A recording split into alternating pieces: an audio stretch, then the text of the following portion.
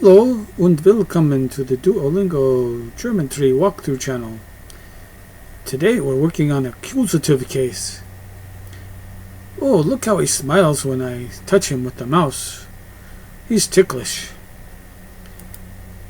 Okay, so today we're at 0 of 5, level 0 of 5, lesson 1 of 6. Shall we click on the key to test out? No. Shall we click on the tips to find out what this is all about? Yeah, let's do that.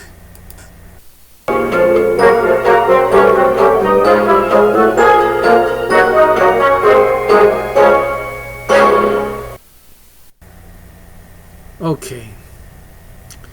Accusative case. German cases. In English, the words he and I can be used as subjects, the ones doing the action in a sentence.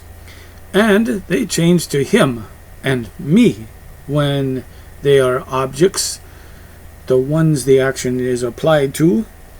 And here's an example. We have 3 columns in our chart here: subject, verb, and object. So under subject we have I and he. Under verb we have see and sees. And under object we have him and me. So subject, verb, object. I see him. Subject, verb, object. He sees me. This is called grammatical case. The same word changes its form depending on its relationship to the verb. Oh, you can't see that yet. Grammatical case, the same word changes its form depending on its relationship to the verb. In English, only pronouns have cases. In German, most words other than verbs, such as nouns, pronouns, determiners, and adjectives, and etc., have cases.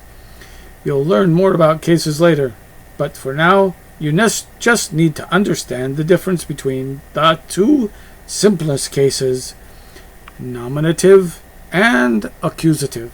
And that's what we're talking about today, accusative case. The subject of a sentence, the one doing the action, is in the nominative case. So when we say die Frau spielt, the woman plays, die Frau is in the nominative. The accusative object is the thing or person that is directly receiving that action. For example, in der Mann sieht den Ball, the man sees the ball. Der Mann is the nominative subject and den Ball is the accusative object. For the articles nominative and accusative are nearly the same. Only the masculine der forms change. So here we have another chart here with 4 columns this time. We have a or an on the top in our heading, masculine in our heading, neutral in our heading, and feminine in our heading. And underneath we have 2 rows, nominative and accusative. So in the nominative row, which is under a or an, we have ein for masculine, ein for neuter, and eine for feminine. So all these mean a or an. And in the accusative we have einen for masculine, ein for neuter, and eine for feminine. So as we can see, in the accusative, the masculine changes, but nothing else does. Okay, what about our next chart? The. That's the definite article, and this is the indefinite article. A is indefinite, and the is definite. So we have M, N, F, P, L. So that's masculine, neuter, feminine, and plural. They abbreviate. And in the rows we have nom and ac, which is nominative and accusative.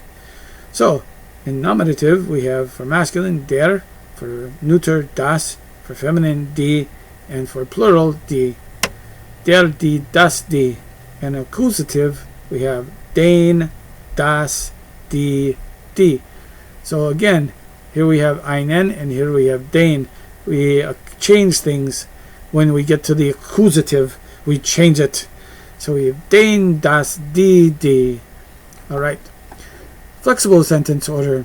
The fact that most words in German are affected by the case explains why sentence order is more flexible than in English. What?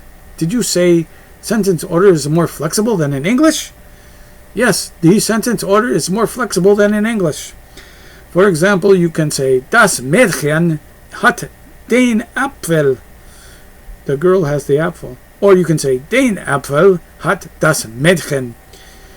In both cases, den Apfel, the apple, is the accusative object, and das Mädchen is the subject, always nominative. So you could say, the girl has the apple. Or you can say, the apple has that girl.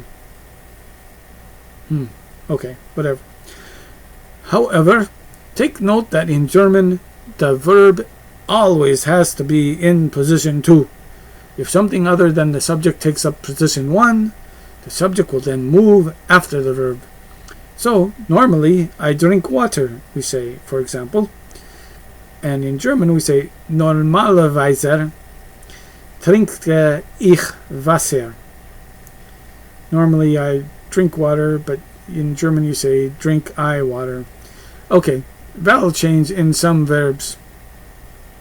Few common verbs change the vowel in the second and third person singular. Here is a table for the verb without the vowel change. En, person, person, und trinken. So, the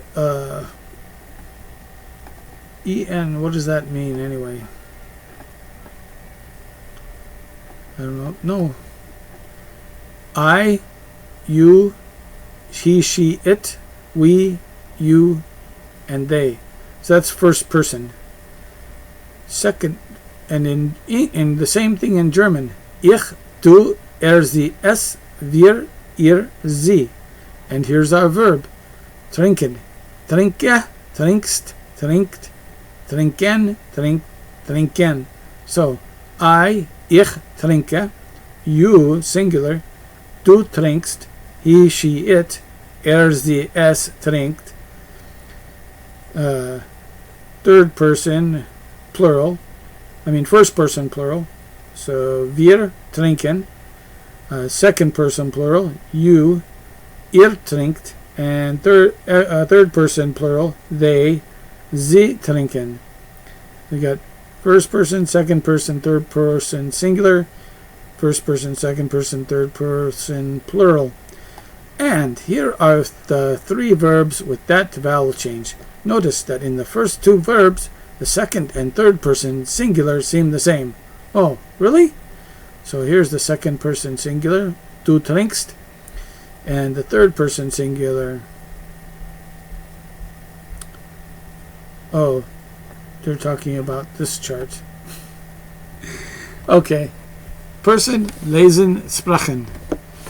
Ich, du, sie, es, wir, ihr, sie.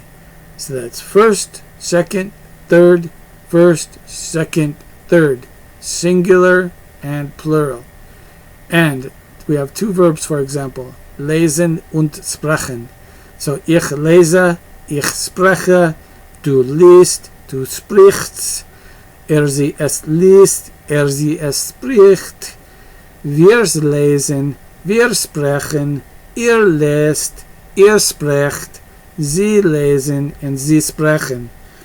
Similarly, essen turns to du ist and ist, which sounds like ist. Okay, sprechen, to speak, will be introduced in one of the next lessons. Oh, here they talk about it. See, ist versus ist. Ist and ist sound exactly the same, and so do ist. Es ist ein Apfel, and es ist ein Apfel. Sound the same? Yes, they sound the same. Yes, but you can tell it's es ist ein Apfel und es ist ein Apfel is ungrammatical. You see, you can tell it's es ist ein Apfel because if somebody said es ist ein Apfel, that wouldn't make any sense. So it has to be es ist ein Apfel. The accusative of ein Apfel is einen Apfel. Hence, it is eating an apple translates to es ist einen Apfel. So you couldn't say es ist ein Apfel, you'd have to say es ist einen Apfel. Of course, this only works for masculine nouns. Other verbs will look the same in nominative and accusative. So if you say ist eine Banane, und you could say ist eine Banane.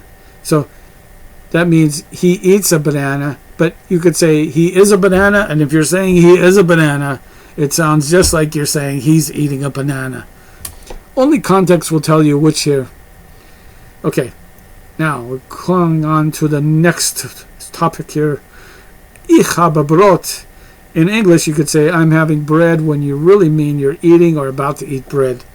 But this does not work in German. The verb haben refers to possession only. Hence, the sentence Ich habe Brot only translates to I have bread, not I'm having bread. Of course, the same applies to drinks.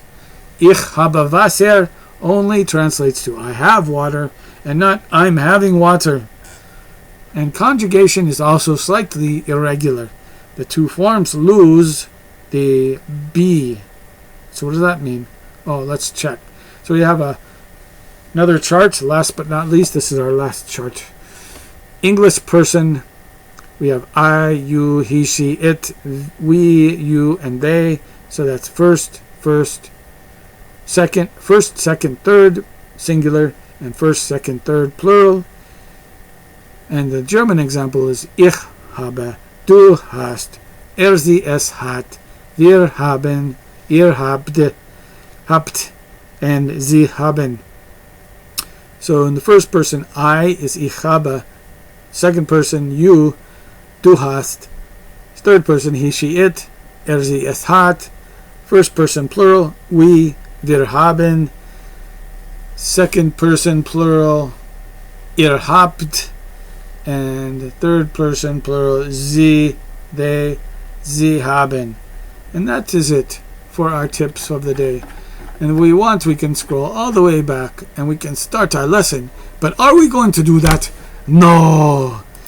We're going to say Auf Wiedersehen und danke schön for joining us on the tips for the accusative case. Module number, what module? 1, 2, 3, 4, 5. Module 5. So please like, please subscribe, und auf Wiedersehen und danke for watching.